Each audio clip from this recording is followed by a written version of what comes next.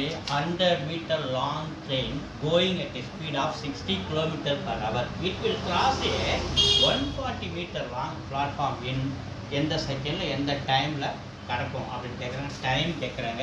So நமக்கு distance வேணும் first.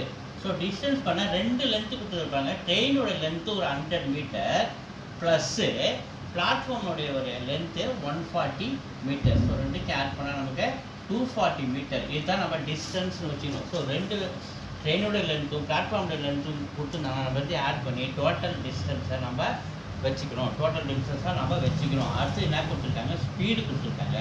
Speed 60 km/h கொடுத்துருக்காங்க.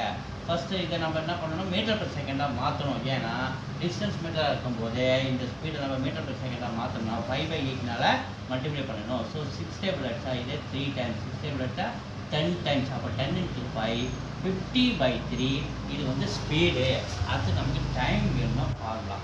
ஸோ டைம் என்ன formula, distance by speed. Distance எவ்வளோ நமக்கு 240 பை ஸ்பீடு வந்து 50/3. ஸோ தலைகீழ மாற்றுங்க. 240 × 3/15 தலைகீழ மாற்று. 5 0க்கு 0 கேன்சல். 24.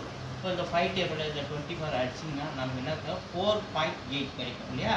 24 வந்து 5 வந்து 4 டைம்ஸு. அப்போ ரிமைண்டர் வந்து நமக்கு என்ன நிற்கிது, 4 நிற்கிது. அது கூட 0 சேர்த்தோம்னா 40. ஸோ அப்போ அது வந்து 4.8 டைம்ஸ். இப்போ 4.8 × 3 மல்டிப்ளை பண்ணுங்கள். 4.8 × 3 மல்டிப்ளை பண்ணுங்கள். 3 24க்கு 4 மீது 2 4 12 2 14 14.4 செகண்ட். அதாவது C is the answer.